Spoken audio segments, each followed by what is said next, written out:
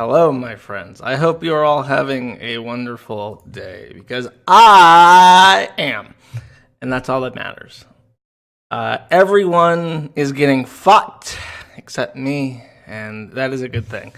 I don't have much prepared, but that's okay. Because today I will do something different, because this is not mad at the internet, this is glad at the internet. I will take calls. So if you feel you have something to say, get into the call line, and at the end of my segment, I will talk to you people. Let me pull this up. Actually, I've had to fucking start a entirely new board specifically dedicated to Yanev. And as a matter of avarice and opportunism, I've also added this information about giving me money, because I say you can distribute anything you find here without credit, though donations are appreciated. The Yanev News Network is what I'm looking for. Look at this.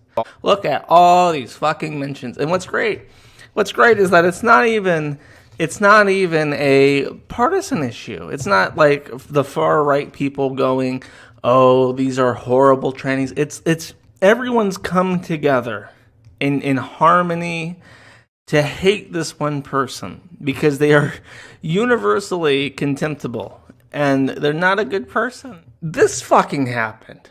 My buddy, my good friend Mumkey, puts out a new video that I was not expecting. I was not expecting this shit, at least not this early. Here is the visage of a truly broken man who has been dumped by his pedophile furry girlfriend weeks after proposing to her. I have not seen the interview with Lou and Ethan Ralph. I've heard it's very entertaining, and I've heard that she outright said during this interview that she did not love Mumkey and did not expect it to work. So God only knows what really broke the camel's back here, and how they managed to live together for, I don't even know. How long did this last? Between this video and her last one, 2 weeks ago. So about not even, maybe, 10, 14 days, a little bit more, it's completely fallen apart. And she's moving back. Yeah, I know a lot of people were really memeing on me for my last video, where I compared my emotional journey to my favorite season of Breaking Bad. Just be aware that this part is really, really, really cringy. Which, of course, is very embarrassing. So to do you all a favor for your next meme videos, I thought it would be fun to make it even worse by comparing myself to Avengers Endgame, which I recently saw in theaters for the third and final time to celebrate it beating Avatar at the box office. And one of my favorite scenes of that movie is when Black Widow and Hawkeye are competing to commit suicide so that the other person doesn't have to. And there's just a great bit of dialogue between the two of them, where Black Widow says, well, Hawkeye says, "I should go, I should die. You know what I've done horrible things." And Black Widow says, "I don't judge people for their worst mistakes." And that really struck a chord with me, because I feel like that's what I've been trying to do. That's the kind of person I want to be. And I try to prove that and show it. So to tell people that he wanted to, it reminds me of there's a really funny furry picture of a wolf with a bunch of arrows sticking out of him, and he's like, "This is how I feel when you insult furries," and he's like protecting another wolf from the arrows. But it's like that. It's like, I want to be a hero. I want to take the slings and arrows from my beloved Lou and help her cope with her mental health issues, because we're gonna be so much better together when we both lean on each other like that. And now he's like, I don't know. It feels like I don't even know if he's doing it intentionally, or if he just has such a small frame of reference, a small understanding of pop culture and movies and literature, that the only thing he can draw from is the movie he saw recently. I think the drugs also give him short-term memory or memory loss issues. Maybe he has seen other shit besides recent movies, but just can't remember it.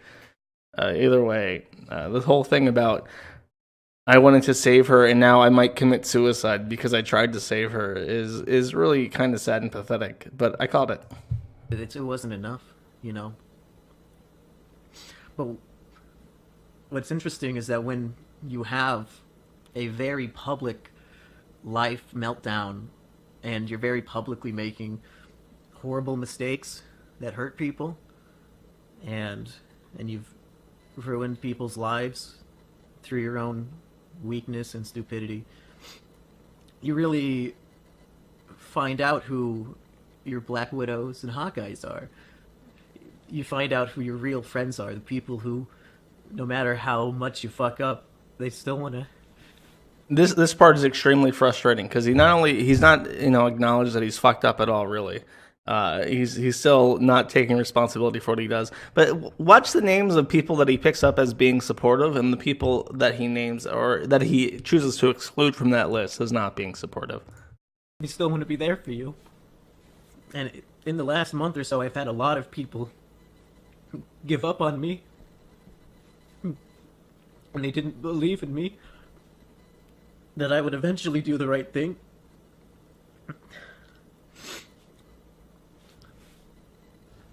So I just wanted to say thank you to the people who have continued to be my friend and continued to be there for me and continued to treat me with kindness and show me a sense of humanity.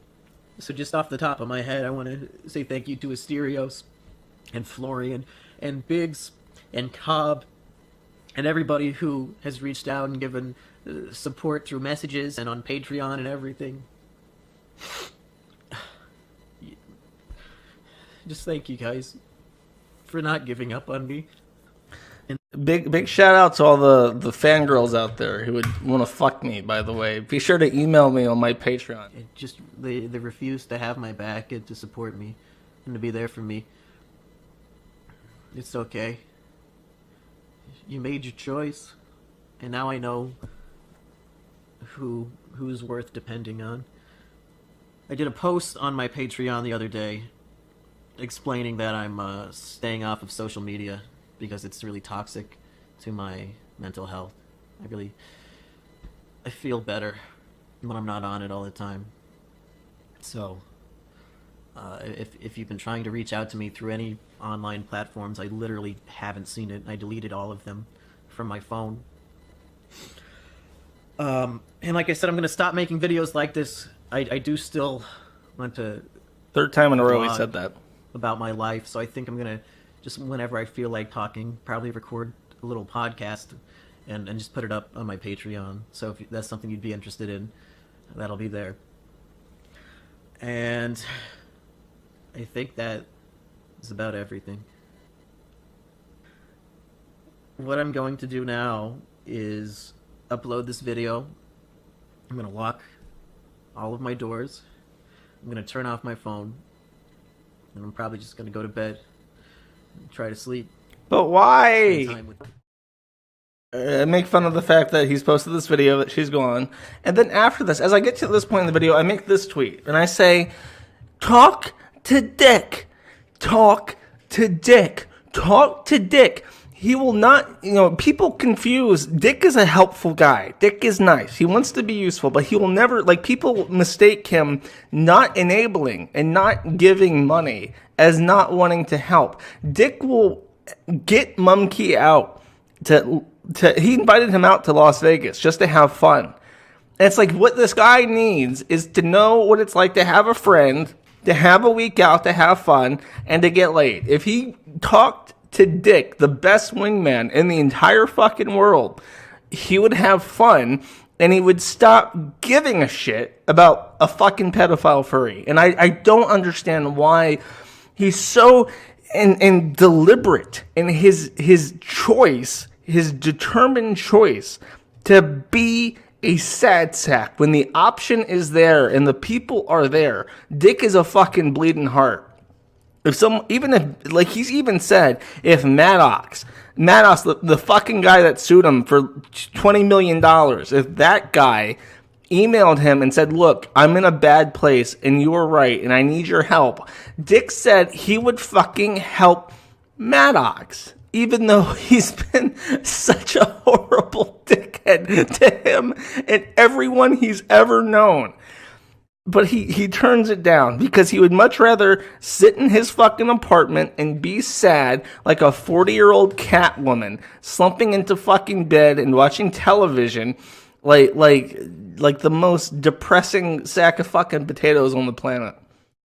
See, I saw was on newswars.com and summit.news. Trans activist organizes topless swimming session for girls as young as 12. Parents not allowed to be present. Is that an accurate headline? That is. Not exactly. Not exactly. I'm gonna explain what exactly is going on with this event. Oh, this part. For girls as young as 12, parents not allowed to be present. Is that an accurate headline? Is that an accurate headline? That is. That is. He realizes what a horrible fucking idea it is to confirm that terrible fucking headline, and then immediately backtracks and starts babbling. Not exactly. Not exactly. I'm gonna explain what exactly is going on with this event. So there was an event that was planned in the city of Langley that was unfortunately shut down by anti-LGBTQ activists, and I was pretty distraught when I saw this. You know, everyone has the right to have their own event. You know, being topless is legal in Canada. The actual event organizers are the ones that came up with this event, that being the Langley Youth Resource Hub, to my recollection, because they're the ones that are being asked to call them for info.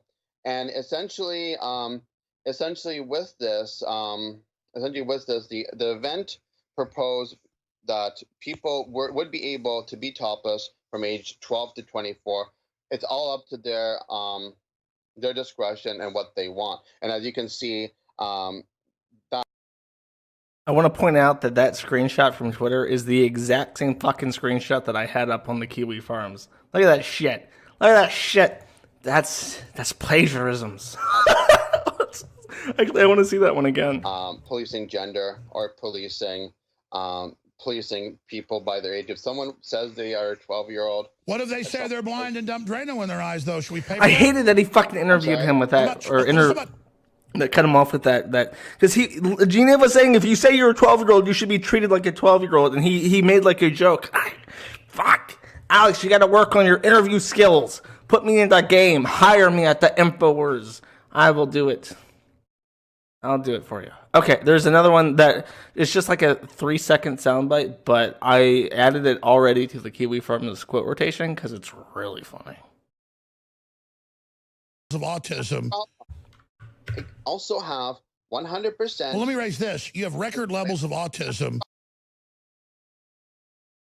Well, let me raise this. You have record levels of autism. You have record levels of autism. You have record levels of autism. You have record levels of autism.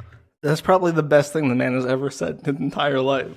I about pissed myself laughing the first time I heard that. You have record levels of autism. Oh, my fucking Foven or Foven. I don't know what your name is. I wanted to point out something I found was interesting about Mumkey, which is that every time he makes a video, he's kind of lowering the bar for what he should keep doing. Like, all he's doing now is keeping his fucking cat alive. Yeah, that's true.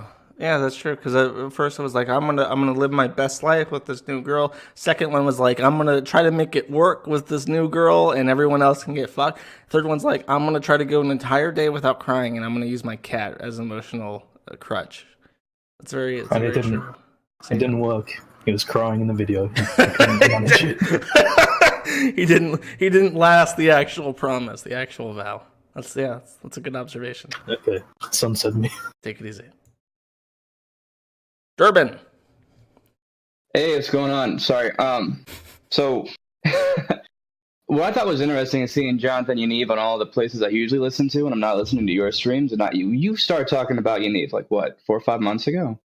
I encountered my first stream that. Okay, this is true. I'm glad you brought that up. My first issue with Yanev was December 26, 2018. I remember that because I got a copyright strike on a YouTube thumbnail for a stream that I was going to do immediately following Christmas. And after that, he's escalated his complaints to DMCAs to corporate for my data center. And I'm pretty sure he was the anonymous complainer to Deluxe that got my hardware thrown out of Colo Crossing.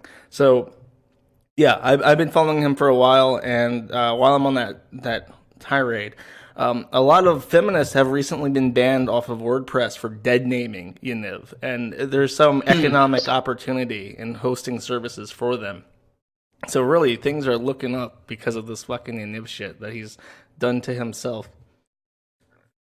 Well, I saw what Tim Pool was talking about Yanev, and it seems people only have this idea of what he's been doing with this pool and this pageantry. Have you ever thought about reaching out to any of the people and give them maybe a more complete picture? I thought someone about like Tim Pool you should be able to reach out to. I don't know anything about Tim Pool, but I thought about emailing Tucker's people and Alex's people. I'll look at Tim Pool. I haven't seen that video. But yeah, he's been a menace for a long time, and I got an email from someone saying I should update the Jessica Yanev and JonathanYanev.org sites with more information, and he seemed shocked that I've been dealing with it since December. He thought it was like a very recent thing, but this tribunal shit in and of itself has been going on for like a year now. Yeah, remember, because before the child's pool thing and before the pageant thing, it was something else. Something specific before he was even doing the shopping around for a beauty pageant. He was harassing people through his company. He had drama with his company and stuff. But yeah, he's been fucking neurotic for a decade, and he's always had his mom backing him up. So they're like a dynamic fucking duo. Great. Yep. So hey, if you're looking for something else, be glad about it. Are you following the Vic Montana case at all? That's a shit show. You might enjoy that. Loosely, I've been on Nick's program a few times, and I've been threatened by Kiva Cohen, which is one of the lawyers against Vic.